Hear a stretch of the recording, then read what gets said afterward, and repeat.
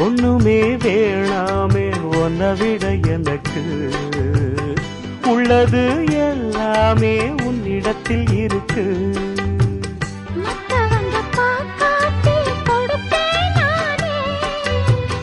இப்ப இங்க ஆடேது ரகசியம்தானே. காத்திருக்கேன் கதவை திறந்து உள்ளுக்கு வாடி. காதல் செய்ய கற்றுத்தர